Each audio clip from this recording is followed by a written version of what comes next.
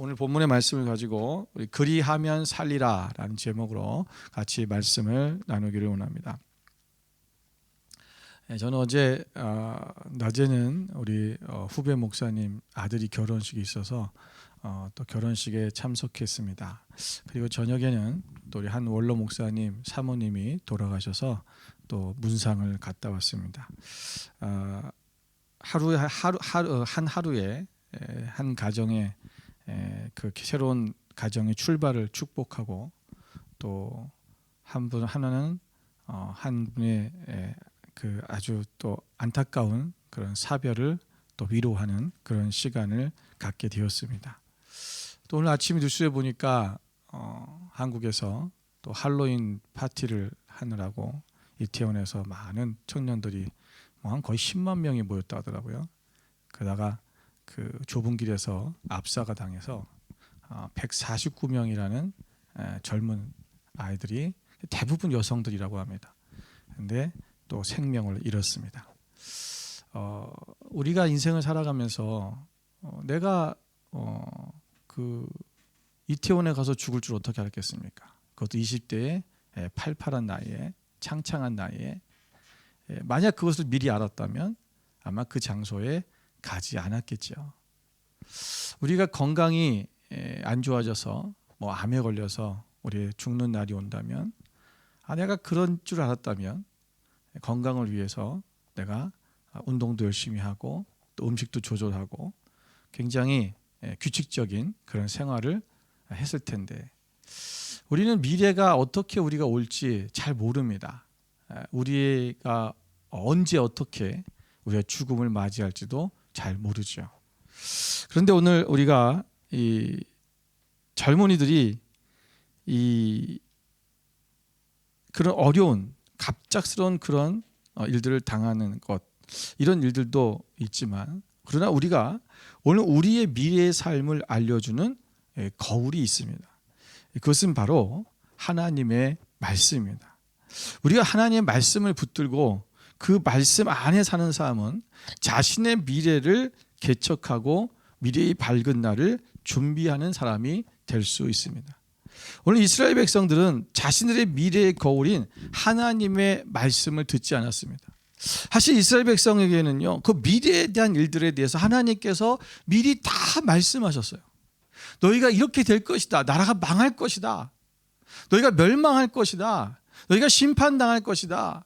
하나님께서는 계속해서 너희가 이렇게 할 때 하나님의 말씀을 어기고 너희들이 우상을 숭배하고 하나님을 떠나면 너희들이 죄악 가운데 관영에 되시면 어떤 일이 일어나는지에 대해서 그 백성들에게 낱낱이 말씀하셨다라는 거예요. 우리가 그 말씀을 보면서도 불구하고 이스라엘 백성들은 하나님의 말씀대로 살지 않고 그 말씀을 거역하면서 자신들의 삶, 자신들이 살고 싶은 쾌락의 삶을 쫓아가고 말았습니다. 오늘 우리 읽지 않았지만 이 5장 2절의 말씀에 보면 처녀 이스라엘은 엎드려졌음이며 이렇게 말하고 있습니다. 처녀 이스라엘이 엎드려졌으며 다시 일어나지 못하리로다. 저 자기 땅에 던지우며 일으킬 자 없으리로다. 여러분 사실 이 처녀라는 이 이스라엘이라는 신부라는 의미도 있지만 이 신부는 뭐예요? 우리가 가장 꽃 피우는 시기 아닙니까?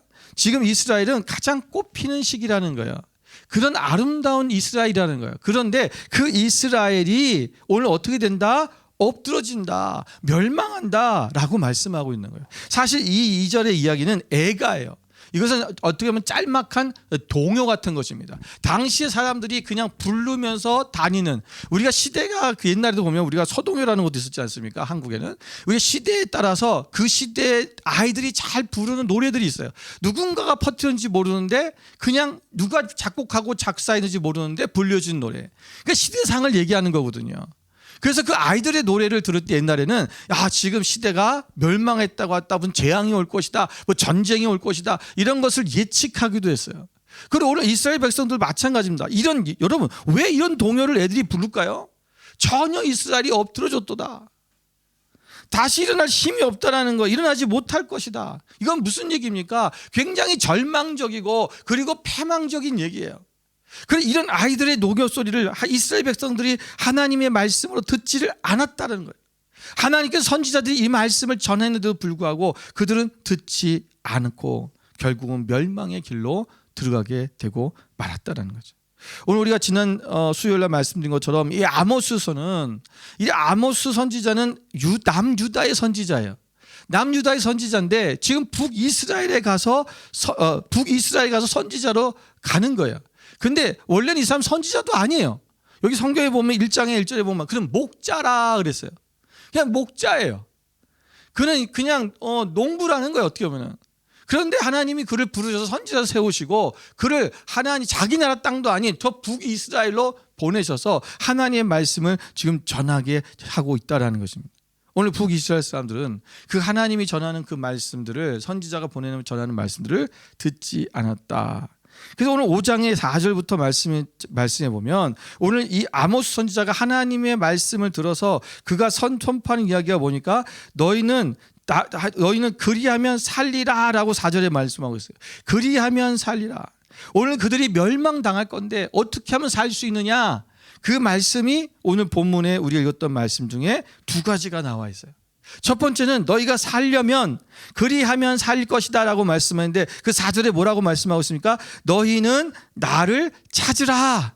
그리하면 살리라. 오늘 우리가 하나님을 찾으면 우리가 산다라고 말씀하고 있는 것입니다. 여러분, 이 문장을 원어로 보면 이렇게 말씀하고 있습니다. 여러분, 우리가 너희가 나를 찾아 그러면 내가 너를 살려줄게, 이런 의미가 아니에요. 원어적인 의미는 뭐냐면 오직 여호와를 찾는 사람만 살게 된다, 이런 뜻입니다.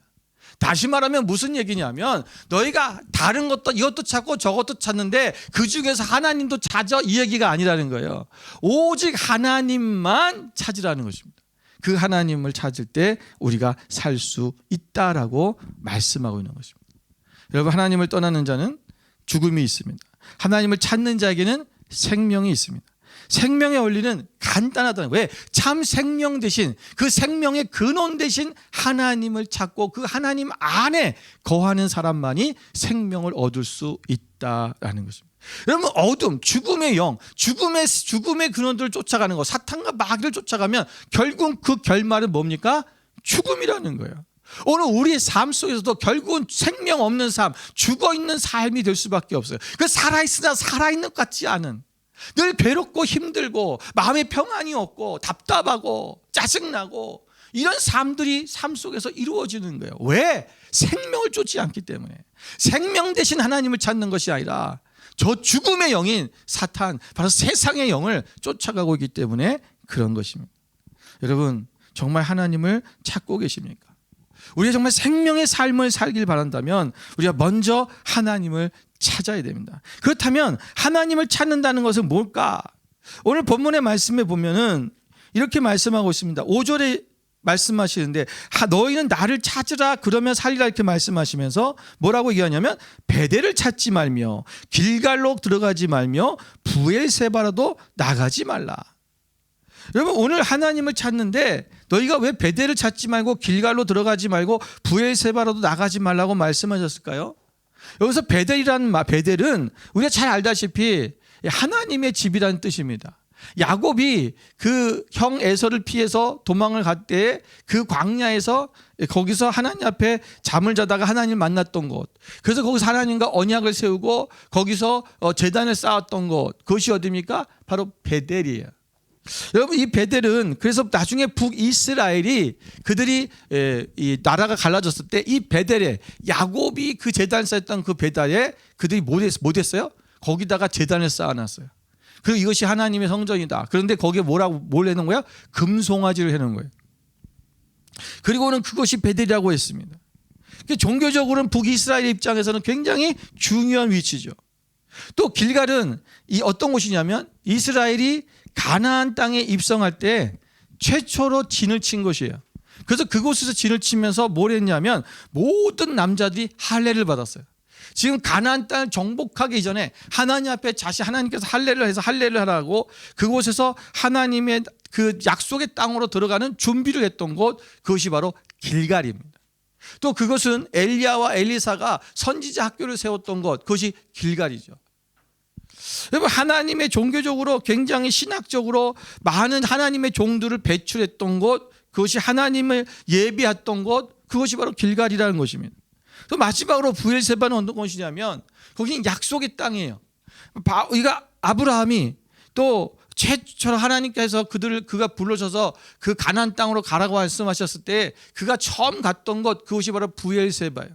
지금도 브엘세바는 이스라엘의 성지처럼 여겨지는 곳이에요. 그들은 자기들 아브라함과 야곱과 이삭이 머물렀던 곳. 그래서 브엘세바, 이것은 이스라엘의 입장에서는 굉장히 중요한 땅입니다. 그래서 이 북이스라엘 사람들은요, 사실은 이 브엘세바가 남쪽 가장 밑에 있었거든요. 남유다의 밑에 쪽에서 거의 유다 강야하고 가까운 부분에 있어요. 그래서 거기까지 그들이 뭐 했냐면 그곳을 가서 하나님 앞에 예배를 했어요. 왜? 아브라함이 무물을 팠던 그 장소. 그래서 거기 가서 예배를 하면 어떻게 된다? 자신들이 복 받을 거라고 생각했다는 거예요. 왜 하나님이 지금 베델로도 가지 말고 너희들 길갈로도 가지 말고 브엘세바라도 가지 말아라. 아주 의미 있는 장소고 정말 중요한 역사적 장소예요. 그런데 이들이 뭐에 거기 간 이유가 뭐냐는 거야? 복 받으려고. 아브라함이 야곱이 처음으로 하나님과 대면했던 장소. 또 길갈은 그들이 가나안 땅을 점령하기 위해서 처음에 진을 쳤던 장소. 가나안 땅의 점령에 대한 그 축복에 대한 자리예요.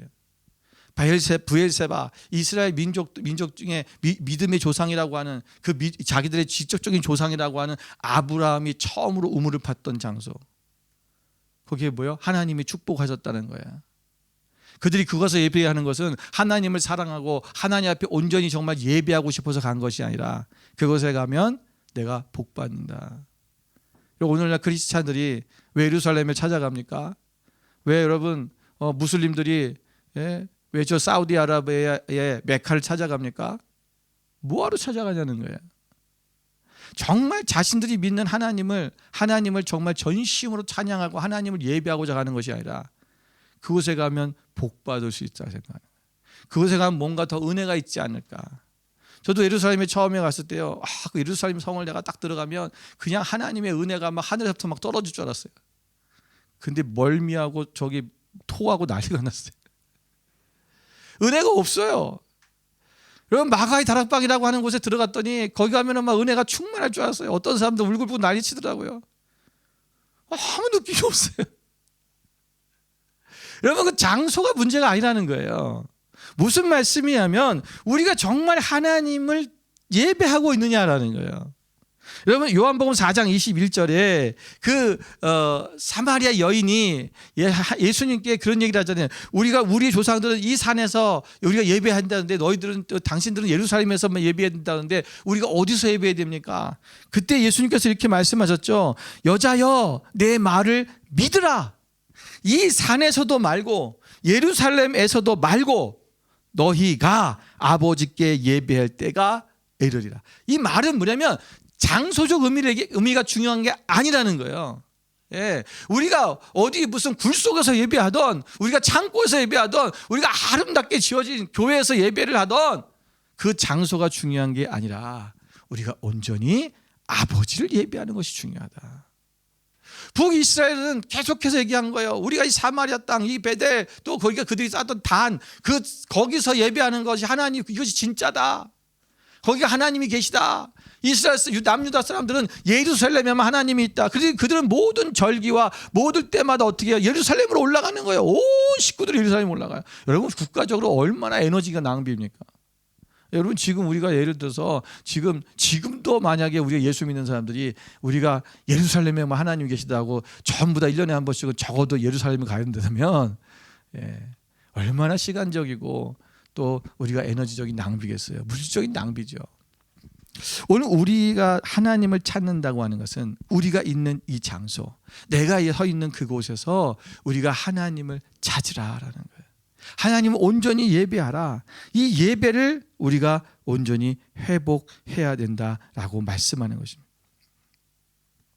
여러분, 예배는 장소가 중요한 것이 아닙니다. 아버지께 예배를 드리려면 우리는 아버지가 누군지 정확히 알아야 됩니다. 하나님의 마음이 무엇인지를 알아야 됩니다. 그리고 우리의 삶 속에서 예배를 가장 우리가 최우선에 두어야 됩니다. 우리가 십계명에 보면 3계명 세 번째 계명에 하나님의 여호와 이름을 망령되이 일컫지 말아라 그랬어요. 여러분 망령되이 일컫지 말라는 말이 뜻이 뭘까요?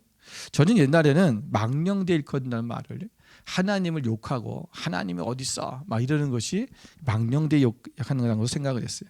그런데 그런 뜻이 아닙니다. 망령되이 일컫는다는 것은 하나님을 업신여긴다는 뜻이에요. 여러분 하찮게 여긴다는 거죠. 하찮게 여긴다. 이 말은 뭡니까? 하나님이 우리 우주 만물의 창조주시고 우리의 통치자라는 것을 믿지 않는 거예요. 그래서 하나님을 최우선적으로 생각하지 않아요. 하찮게 여기기 때문에 우리가 다른 것보다도 하나님이 하찮으니까 더 귀한 걸 먼저 하게 되는 거죠. 하나님이 가장 귀하시고 존귀하신 분이라는 사실을 우리가 인정하고 그것을 안다면 우리는 우리의 삶의 우선순위를 어디에 둘 것이냐. 내가 하나님을 경배하고 예배하는 것. 이것이 우리의 삶 속에 먼저 우선시 되어야 될 수 있다는 거죠. 그러니까 우리가 하나님의 이름을 망령되이 일컫는 것은 그분을 하찮게 여기는 거예요. 그러니까 하나님 앞에 온전히 예배하지 않고 다른 것을 먼저 섬기고 다른 것을 먼저 추구하고 그것이 우리의 삶 가운데 이루어진다는 거죠. 우리가 이 하나님을 찾는 사람은 두 번째는 하나님의 뜻에 일치하는 삶을 살아야 됩니다. 하나님의 뜻에 일치하는 삶. 여러분 7절에 보니까 정의를 쓴 쑥으로 바꾸며 공의를 땅에 던지는 사람아 그랬어요. 여기서 쓴 쑥이라는 것은 독초를 얘기하는 것입니다. 여러분 정의는 우리가 히브리어로 제다카라고 하는데 이 제다카라는 말은 뜻은 의로움 이런 뜻입니다. 여러분 이 의라는 것이 뭡니까? 바로 의. 여기서 말하는 정의는 뭐냐면 하나님이 원하시는 삶이 정의입니다. 하나님이 말씀하신 삶. 그래서 어떻게 보면 이 세상에는 여러분 의로운 사람이 한 사람도 없습니다. 오직 하나님만이 의로우신 분입니다. 그래서 우리가 하나님이 의로우신 분이기 때문에 하나님이 원하시는 뜻, 그분이 의로움 자체라는 거예요. 그러니까 그분이 초점이고 그분이 핵심이에요. 그러니까 하나님이 의시기 때문에 하나님이 원하는 것이 의예요. 그죠? 그러니까 우리가 하나님의 뜻에 따라 살아가는 것, 그것이 바로 정의예요. 이 정의를 근데 사람들이 어떻게 해요? 독초로 바꿔버렸다는 거예요. 정의를 완전히 독이 되게 만들었다는 거예요. 여러분 정의를 어떻게 독이 되게 만듭니까? 정의를 자기에게 맞게끔 자기의 이득에 맞게끔 바꿔버리는 거예요. 여러분 이 우리가 오늘 본문의 말씀에도 보면은 그들이 이 성에서 뭐라 했습니까? 성문에서 힘없는 자들, 저기 11절에 먼저 보면은 너희가 힘없는 자를 밟고 그에게 미래 부당한 세를 거두었은즉 너희가 비록 다듬은 돌로 집을 건축하였으나 거기 거주하지 못할 것이요 아름다운 포도원을 가꾸었으나 그 포도주를 마시지 못하리라. 여러분 그들이 여기 성전 앞에서는요 무슨 일이냐면 재판하는 곳이에요. 거기서 재판을 많이 하는데 그 재판을 할 때 자기가 뇌물을 먹고 잘못된 재판을 해주는 거죠. 그러니까 정의를 독초로 삼아버린 거예요. 그리고 10절에 보면 무리가 성문에서 책망하는 자를 미워하며 정직히 말하는 자를 싫어한다. 그러니까 정직히 말하고 정직히 행하면 이런 사람들을 싫어하고 그들을 미워한다는 거예요. 12절에 보면 또 뭐라고 말합니까? 너희는 의인을 학대하며 뇌물을 받고 성문에서 가난한 자를 억울하게 한다. 여러분 이 성경에 보면 예수님이 공의로우신 분이라고 말씀하는데 우리가 하나님은 공의로우신 분이에요. 이 공의를 뭐예요? 땅에 던지는 자들아 이렇게 말씀하고 있잖아요. 7절에. 여러분 이 공의라는 말은 미스파트라는 말인데 이 미스파트라는 원어의 말은 법률적으로 선언된 판결이에요. 다시 말하면 법률적으로 이것이 죄다 이것이 옳다라고 판결된 것 그것이 바로 미스파파인데 이 미스파트라는 말이 다시 말하면 이스라엘 백성에게는 뭐냐면 율법이에요. 하나님이 이미 선포된 말씀 그 말씀대로 그들이 살아라라고 말씀하고 있는 거예요. 그런데 그들은 그대로 생각하지 않았다라는 거죠. 도리어 정직하게 말하는 사람을 싫어하고 공의를 행하는 사람을 비웃고 미워하고 의인을 학대하고 뇌물을 받고 재판하고 가난한 자들을 억울하게 하는 사람들 바로 이들이 바로 이스라엘 백성들의 모습이었다라는 것입니다. 여러분, 타락의 마지막은 법정입니다. 법정이 타락되면 끝난 거예요. 그렇잖아요. 어디 가서 하소연을 하겠어요.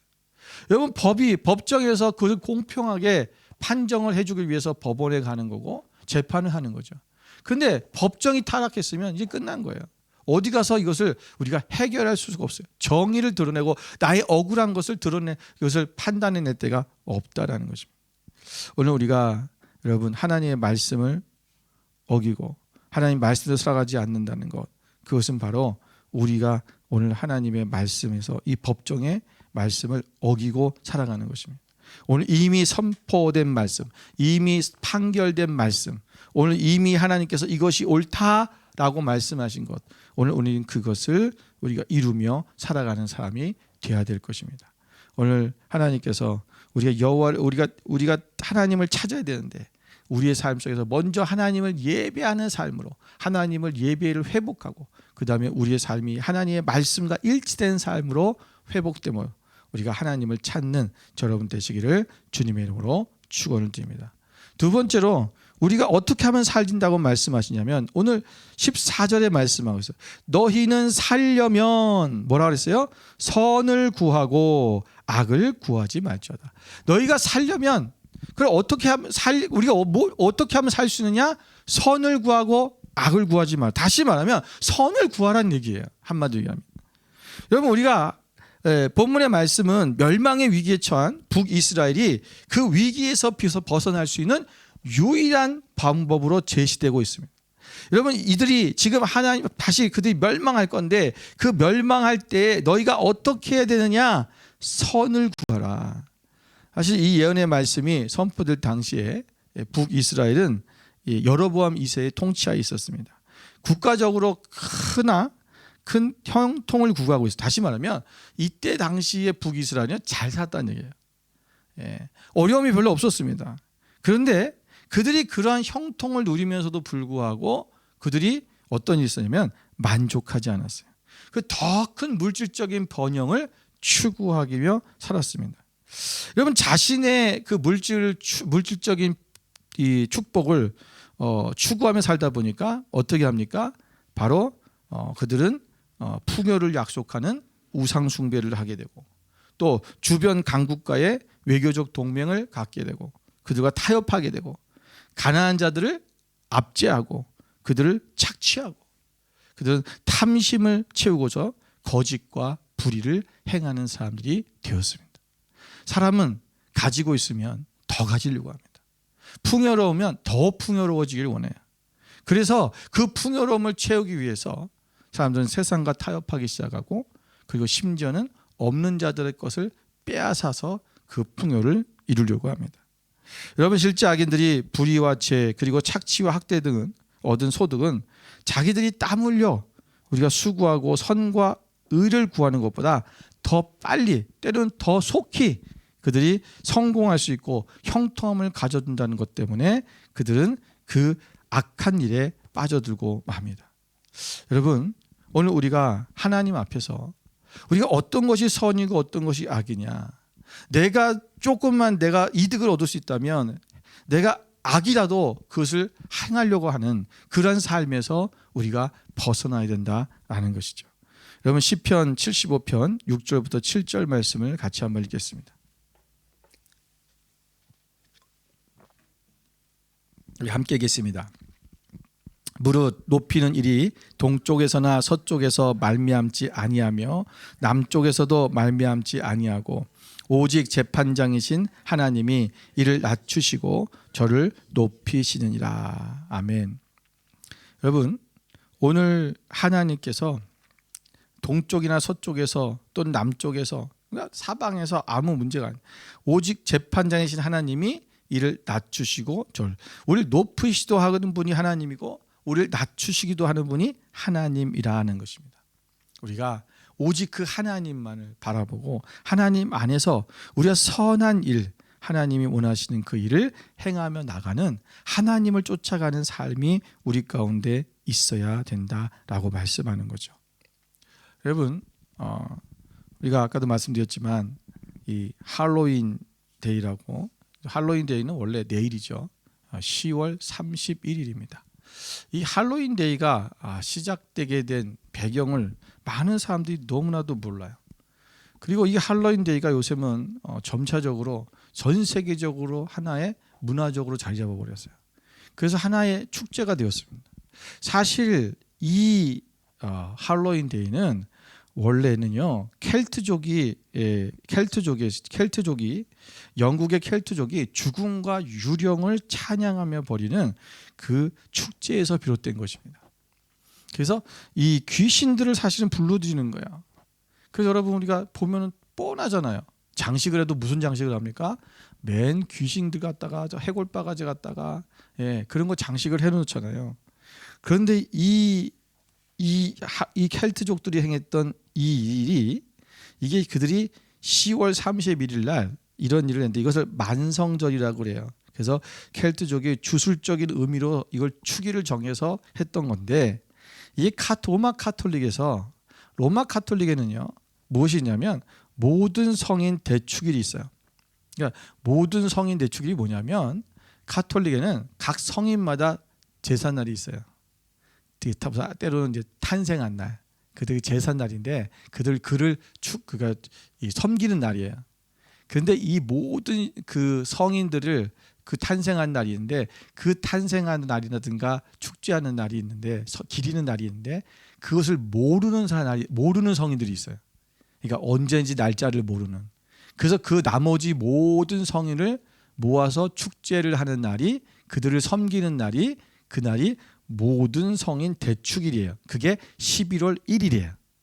그래서 11월 1일 날 전에 그 이브로 행사를 하는 그들을 위해서 행사하는 날이 뭐냐면 그게 바로 이 할로윈 데이가 된 거예요.